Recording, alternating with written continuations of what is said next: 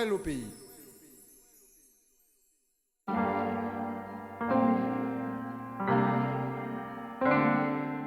La Martinique et ses festivités de Noël, certes, mais c'est aussi le moyen d'être plus proche de la nature et de s'évader.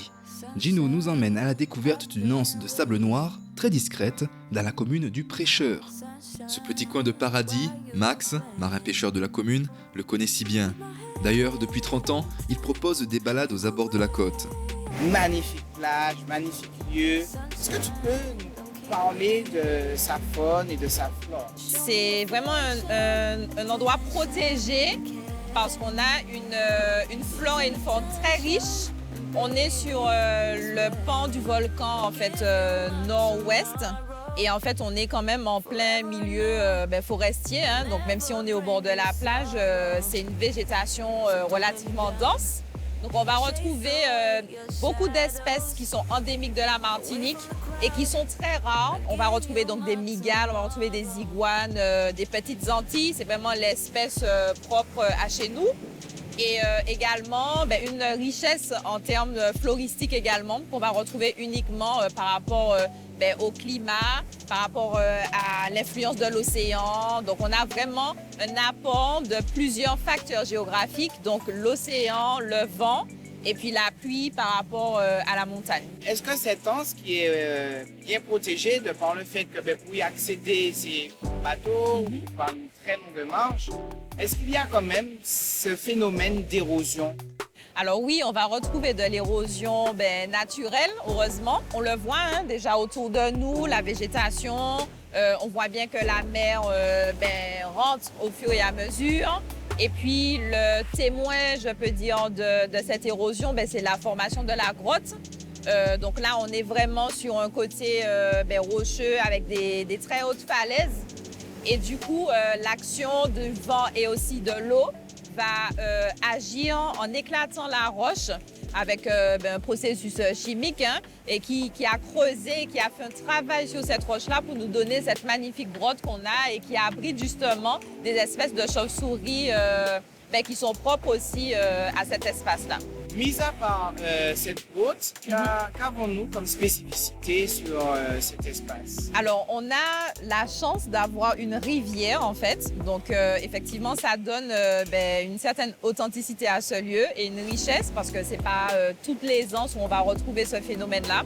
Donc, c'est une rivière qui prend sa source très haut, parce que là, on est vraiment sur le flanc de la montagne Pelée. C'est la possibilité d'avoir à la fois de l'eau douce et de l'eau salée. Et on a aussi, du coup, une richesse, en fait, en termes d'espèces. On va retrouver des crustacés, on va retrouver beaucoup de poissons également.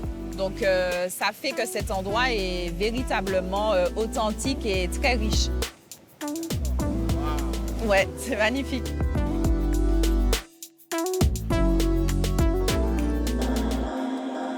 Les plages de sable noir se situent dans le nord de l'île, mais pas que. Dans le sud, une plage fait exception, l'Anse Noire. Gino a décidé de s'y poser quelques instants. On est super bien là, Lucie. Ah ouais, là, c'est magnifique. Nous constatons que le sable est noir. Est-ce que tu pourrais nous parler un petit peu de cette spécificité de sable noir dans le sud de la Martinique? L'Anse Noire, comme son nom l'indique, le sable est noir et c'est la seule plage du sud de la Martinique qui a un sable noir. Voilà. D'accord. Et c'est aussi, on est en fait face à un phénomène unique au monde également. Parce que juste à côté, donc juste derrière la barrière rocheuse qu'on voit en face de nous, il y a l'Anse du Four qui a le sable blanc. Voilà, donc en fait, c'est le seul, on va dire, spot côtier au monde où deux plages de sable différents se côtoient. D'accord. Et donc, c'est la couleur noire, donc c'est du sable volcanique.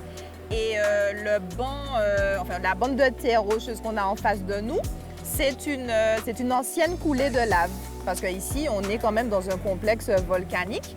Et en fait, cette bande de terre qui sépare les deux anses va être érodée par justement la pluie, etc., fait notamment la pluie. Et le bassin versant de l'Anse Noire est beaucoup plus actif que celui de l'Anse du Four. Donc l'érosion par l'eau qui se fait ici à l'Anse Noire va charrier les sédiments volcaniques qui va charger en minéraux le sable. Et c'est pour ça qu'on a toutes les spécificités d'un sable d'origine volcanique à l'Anse Noire et pas à l'Anse du Four. Quelle est la particularité du moins de la faune et de la flore que nous retrouvons ici à l'Anse Noire? Alors ici, effectivement, on est dans une anse qui est relativement sauvage. Hein. C'est carrément comme un aquarium en fait à ciel ouvert. Donc on aura des espèces de poissons. Donc là, on peut le voir, on est en train de parler. Voilà, il y en a plein. Il y a aussi beaucoup de tortues marines. On a de la chance d'avoir quand même un milieu qui reste quand même assez protégé. Donc on n'a pas trop d'habitation en fait sur les côtes. Mais effectivement, au niveau marin, on peut avoir des dérangements de l'écosystème par rapport aux bateaux qui viennent avec leur ancre, par exemple. Ça peut causer des déséquilibres dans l'écosystème marin, ça peut arracher. Donc on a beaucoup d'étoiles de mer aussi.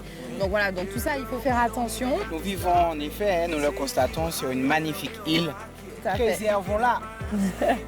Dans le nord ou dans le sud, les plages de sable noir vous attendent pour une communion avec la nature si belle à préserver.